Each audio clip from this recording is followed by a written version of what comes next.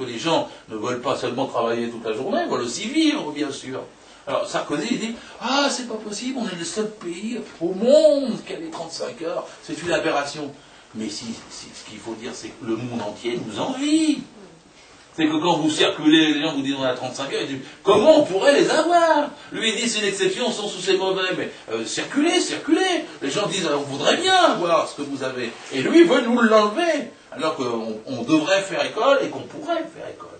Et en plus, il y a un truc qui est vicié dans la façon de ça, c'est que les 35 heures, ça n'est qu'à la durée légale du travail. Alors lui il dit ah j'en veux bien comme durée de base. D'abord, il y a 3 700 000 personnes qui sont à temps partiel, qui aimeraient bien aussi l'avoir comme durée de base. Hein? Bon, ça, il n'en dit pas un mot. Bon. Mais deuxièmement, c'est vrai que c'est la durée de calcul du salaire, mensualisé. Mensualisé. Donc c'est 151,66 € au mois. Bon.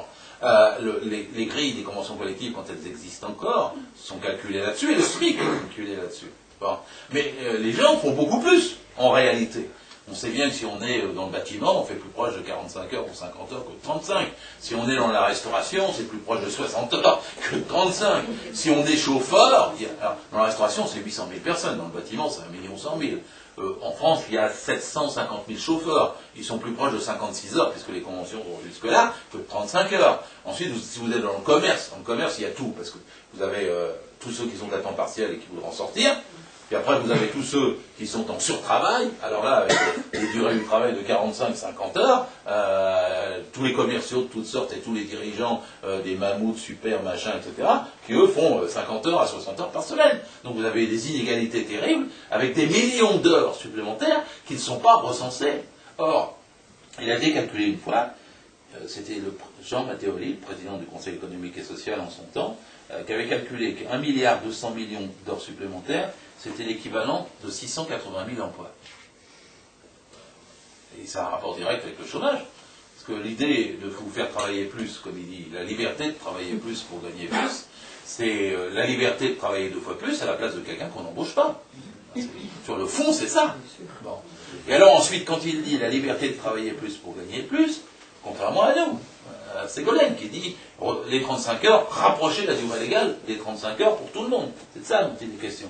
Lui, c'est s'éloigner de la durée légale des 35 heures pour tout le monde, avec cette liberté de travailler plus.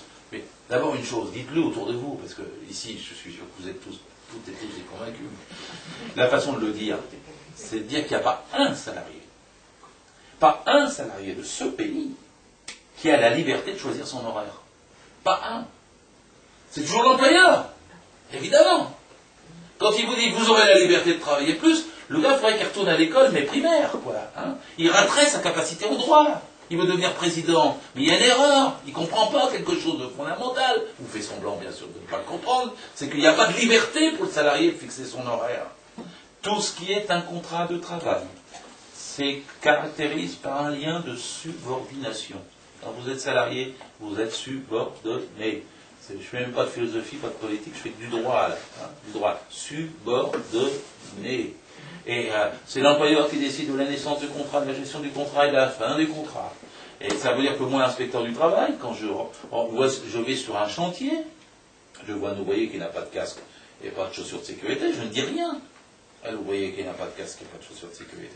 Je vais voir le chef de chantier, je lui dis, monsieur, cet ouvrier n'a pas de casque et pas de chaussures de sécurité, donc je vais vous dresser à vous un procès verbal, et je vais vous envoyer devant le juge en correctionnel, parce que cet ouvrier n'a pas de chaussures de sécurité. Ça fait 30 ans que je fais ce métier, je connais la réponse par cœur. C'est ah, mais je lui dis 10 fois de mettre son casque, 10 fois de mettre ce machin, il ne le fait pas.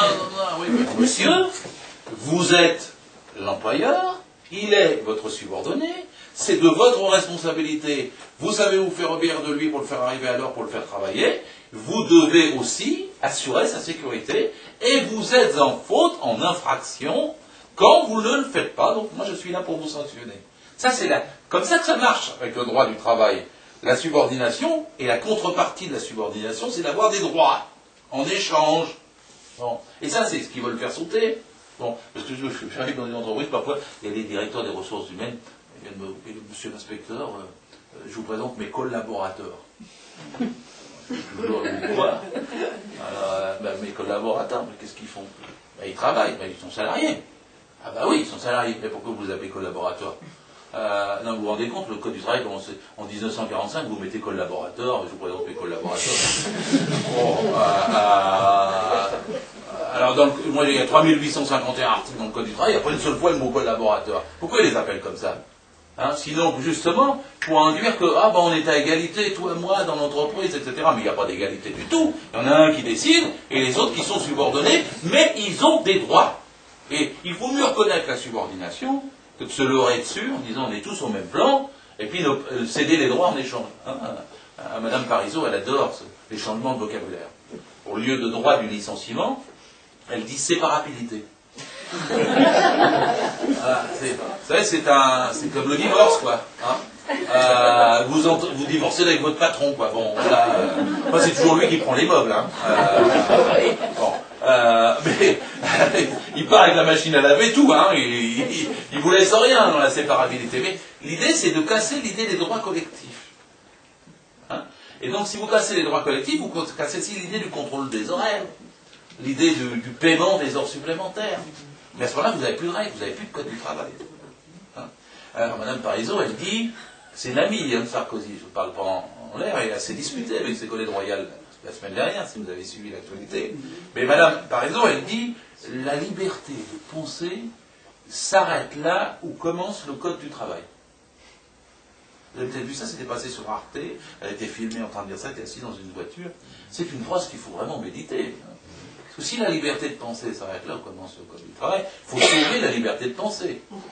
Hein, vous êtes d'accord avec moi? Personne ne va renoncer à la liberté de penser. On prendrait même des fusils pour défendre la liberté de penser. D'ailleurs, j'en connais un exploitant agricole de Dordogne qui a pris un fusil et qui a tué 2 de mes collègues pour sauver la liberté de penser de Madame Parizeau. Hein, parce que c'est la première fois en 112 ans qu'il y a 2 inspecteurs du travail qui ont été assassinés dans l'exercice de leur fonction.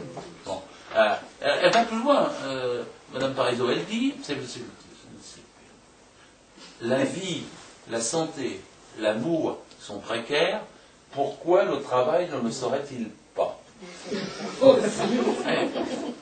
Mais c'est une apologie de la barbarie. Je vous le dis, quand on dit qu'il n'y a pas de clivage entre droite et gauche, là c'est un choix de société, vous ne pouvez pas discuter celui-là. Parce que l'idée que la précarité doit être le maître mot de tout, c'est une idée terrifiante. Depuis l'aube de l'Antiquité, depuis l'aube des temps, nos ancêtres ont lutté contre la précarité. Nos ancêtres, je dis bien, hein, parce que on a inventé l'agriculture pour lutter contre la précarité de la cueillette. On a inventé l'élevage pour lutter contre la précarité de la chasse. On a lutté contre la précarité du froid, de la faim, de la soif, de la souffrance, et même contre la précarité de nos amours, si vous me permettez de le dire. Et puis vous avez cette femme qui arrive là, début 21e siècle, elle vous dit « Erreur totale ! Ça fait 50 siècles qu'on se trompe, il faut développer la précarité, tout doit l'être. » C'est pas rien comme au sens réactionnaire. Réactionnaire, on peut dire. Hein. Et vous appliquez la liberté de penser, ça va être là où commence le code du travail. Vous appliquez ça au code de la route, vous avez 10 000 morts le lendemain. Les choses sont graves après du point de vue civilisation. Or c'est ça qu'on a comme bagarre. Hein. Si on ne fait pas gagner Ségolène Royal, on a Sarkozy, Parizeau. Hein. L'une applaudit l'autre, l'autre applaudit l'autre. Hein. Et sur la liberté de travailler plus pour gagner plus, je voudrais vous donner rapidement 4 exemples qu'ils ont pris récemment et qu'on va abroger. Hein. Parce que c'est dans le projet socialiste. Les heures supplémentaires seront rétablies par la loi, comme elles l'étaient avant la droite.